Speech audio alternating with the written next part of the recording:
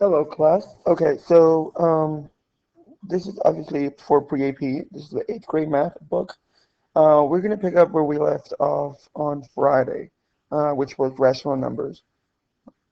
Let's start with a quick review. A rational number are basically any numbers that can be written as a ratio in the form of A over B, um, meaning that the number on top, the numerator, has to be an integer, and the number on the bottom, the denominator, has to be an integer too, and it cannot be zero.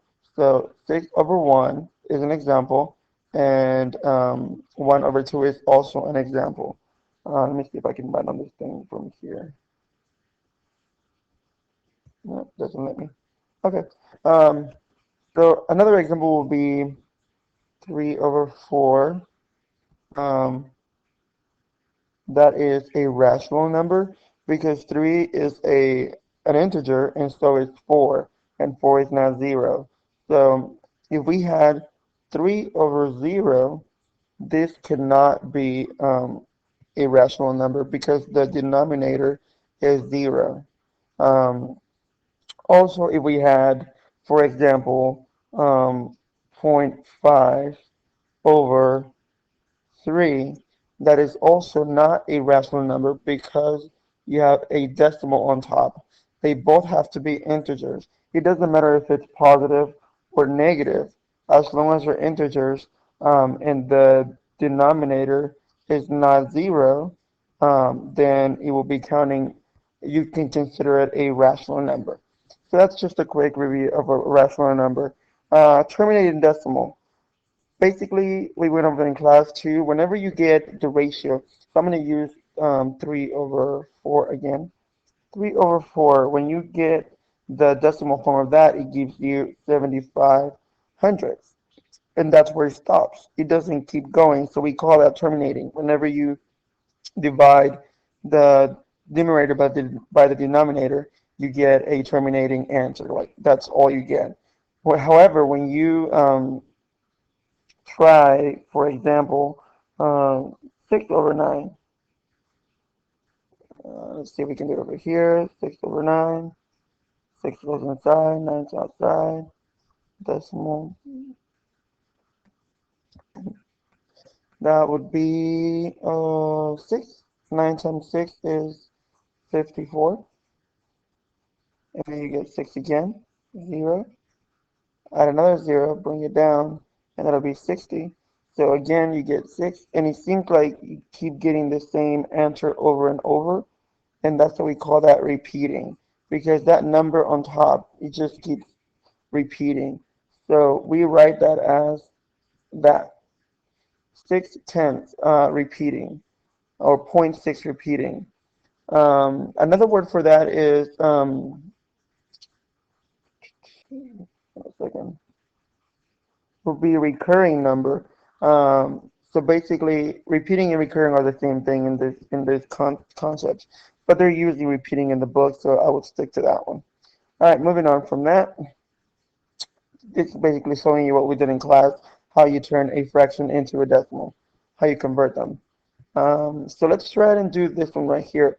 5 over 11, just a real quick one. 5 over 11, and let's use a different color. This is blue. 5 over 11.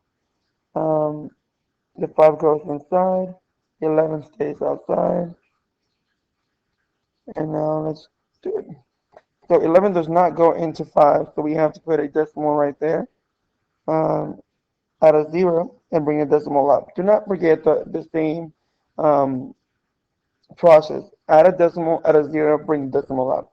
So 11 goes into 5, I would say about 4 times. 11 times 4 is 44. And you get 6 right here. Um, turn that into 4, 10. And that's 0. Add another 0, bring it down.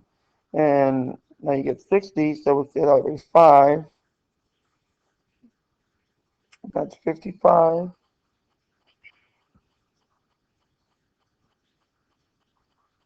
And you would get 5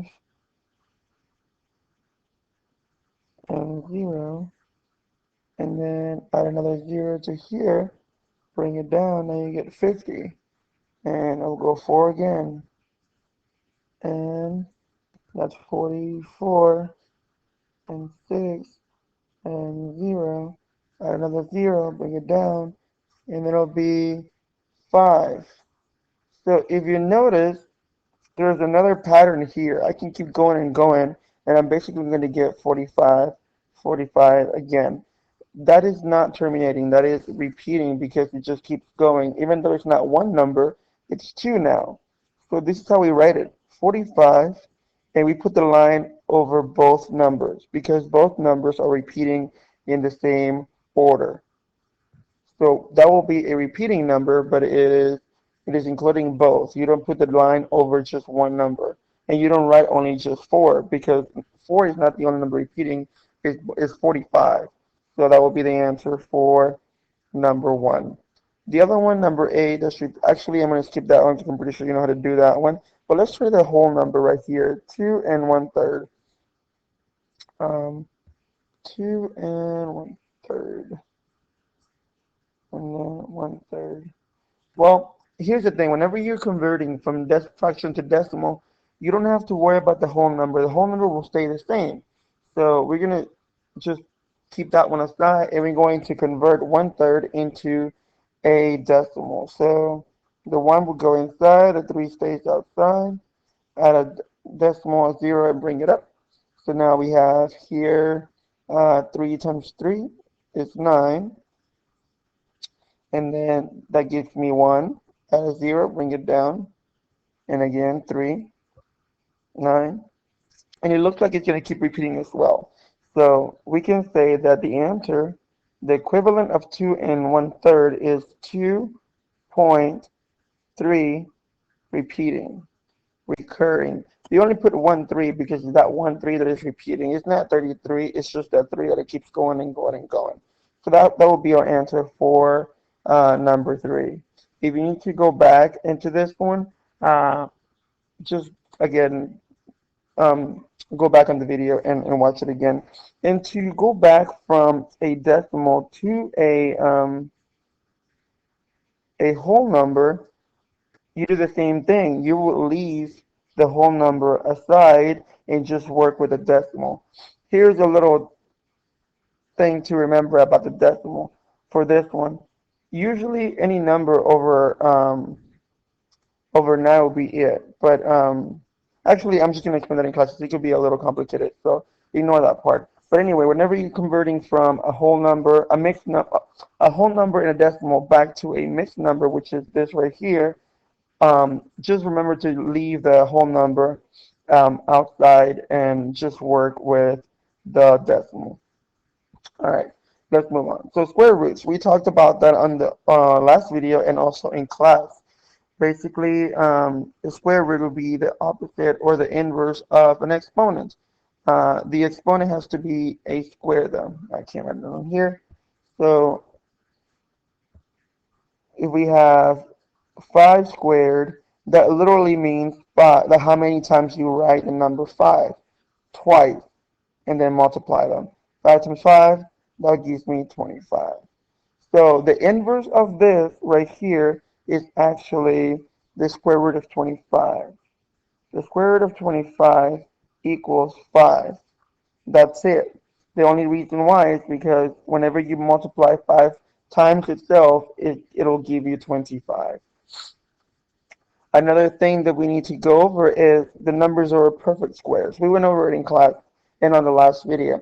So 25, because when you take the square root of 25, you get an integer. We call this number a perfect square because whenever you take the square root of it, you get an integer. Another example will be 16. The square root of 16, it gives you 4. Therefore, 16 is a perfect square. So we usually start from the very beginning. So if you start with 1, 1 will be a perfect square. And then 4, the square root of 4 will be a perfect square. the square root of 9, and that would be a perfect square. 9, and then moving on to 16, 25, 36, and so on and so forth. So those numbers that you can take the square root of, and it gives you an integer, which is a positive or negative number that is whole and it's not a fraction or a decimal, then we consider those perfect squares. Um, the principle of square root is basically the number that's inside the radical. The radical is the little symbol that I show you in class. This is, again, the radical, just that symbol. Okay, so here's another example, 169. The square root of that would be 13 or negative 13. Remember, again, I went over this in class, that whenever you take the square root of something, for example, 16, you get two answers. It'll be either 4 or negative 4. And it has two answers because both of these numbers, when you square them, they both give you 16. 4 times 4 is 16, and negative 4 times negative 4 is also 16. So we say that, what is this?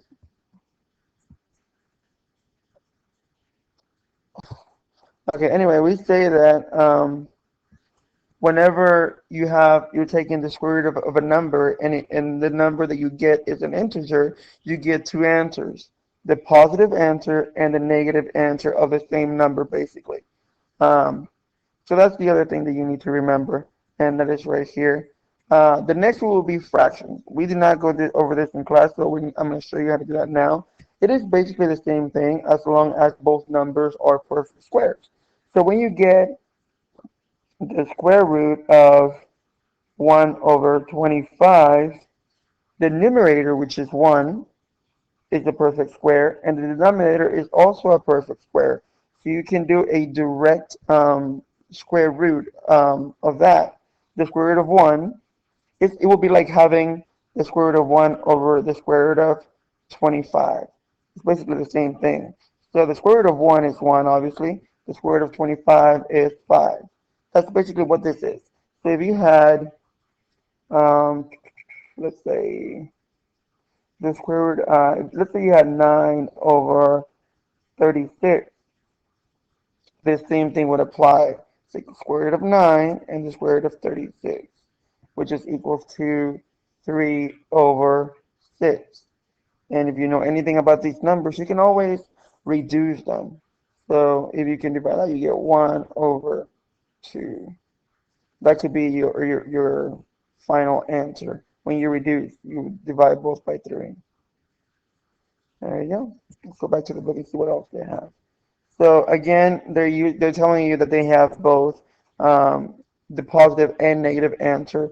So you will get, well, 3 over 6 or negative 3 over 6. So it doesn't really matter. You have two answers. Um, let's see right here. The square root of 64. What is that?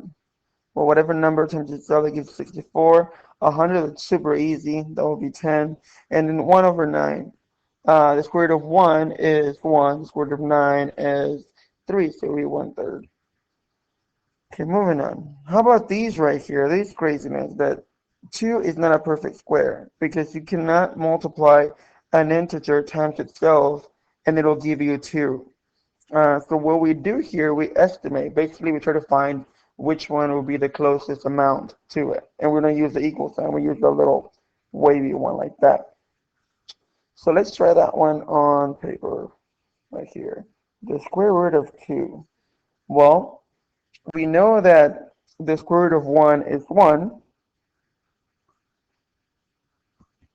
and the square root of 4 is 2. These two numbers, 1 and 4, are perfect squares. And then we know that 2 is between 1 and 4. Therefore, our answer is probably around here in the middle for this. It's going to be right here. So we estimate. We're going to put it on a number line right here. 1, 2, make 2, 3. We don't need 3. But anyway, the square root of 1 is right here. and the square root of 4 is right here. Now, the square root of 2 is actually closer to 1 than it is to 4. But either way, we're going to assume that it's somewhere in the middle. So we're going to say 1.5 is probably the square root of 2, or close to that. Well, we can't just assume that we have to actually work it out. So we're going to multiply 1.5 times 1.5. And let's see what we get. That is 25, carry 2, 5 is 7, and 15. And we get 5, 2, 225. 225, and then we have two decimals. So it'll be 2.25. Well, that actually is a little higher than 2. So we're going to have to go a little lower. It's not 1.5, it's probably 1.4. So let's try 1.4. And let me pause this for a second to adjust the view because I don't like the view right now. Alright, so again, we said that it was not 1.5 because where did it go? 1.5 squared gave me 2.25. And sorry about this pen, it's just not very good for this kind of stuff. I need to buy a new one. So let's try 1.4. 1.4 times 1.4. 4 times 4 is 16, carry 1. 4, 1 is 5, space, and then you get 14 right here. 6, and that'll be 9 and 1. And you have two decimals, so you end up right here. So we get 1.96. 1.96 is actually closer to 2 than 2.25, and is under. So we can say that the square root of 2 is about 1.4. Not this. This was the value of it. So the square root of 2 is about 1.4. If we can keep going and go a little more, and then perhaps multiply 1.41 times 1.41, and we might get a little bit closer to it. So let's try that. Actually, let's do that on your own and bring it to class on Tuesday. All right, so we're gonna do one more, and then you're gonna do some on your own and bring them to class on Tuesday. Let's do the square root of let's see, 34. Do the square root of 34. Well, that is not a perfect square, so that means this number is an irrational number. So let's try to find the number that's right below it. 5 times 5 is 25, 6 times 6 is 36. So it's probably between 5 and 6, because the square root of 25 is 5. The square root of 36 is 6, and 34 is somewhere around here. So why don't we start between, let's start at 5.5, right in the middle. See if that works. What is this minus? Okay. We're going to start at with 5.5. So 5.5 times 5.5. Okay, 5 times 5 is 25. 5 times 5 is 25, 27. And then the same thing, 2, 7, 5, 5 is 2, carry 1. Maybe 7, 8, 9, 10, carry 1, 3. We have two decimals. So we get 31.25. That is not near, I mean, it is close to 34, but we still need a little more. So why don't we try 5 point, let's try that then. Let's try 5.8 times 5.8 to make it easier. Okay, so I hate this. Okay, so 8 times 8 is 64. 4 carries 6. That's 40 and 6 is 46. Same thing. Placeholder. 40. No. 5 times 8 is 40. Carries 4. 5 times 5 is 25. And 4 is 29. That gives me 4, 6, 3, 3. So that is a little closer to 34 than the other one. So we can say that the square root of 34 is about 5.8. Again, you can go a little closer and closer and closer by adding more decimals, but this is a good estimate. I think that's pretty good. Just make sure that you use a number line so you can see where they are in between. Um, all right, so for your homework, you're going to have the following. Let's try the square root of 82. The square root of 7 and the square root of, let's see, 45. Square root of 45. Do them, put them on a number line, and then bring them to class on Tuesday, and then we'll go over them as a bell ringer. Do not forget that this right here, it counts as 2, as your homework and as your bell ringer. So that's for 2 grades. Make sure that you go over these. If you have any questions, comment on the video, not on a separate comment or post. Just comment on the video and somebody might be able to help you, if not me.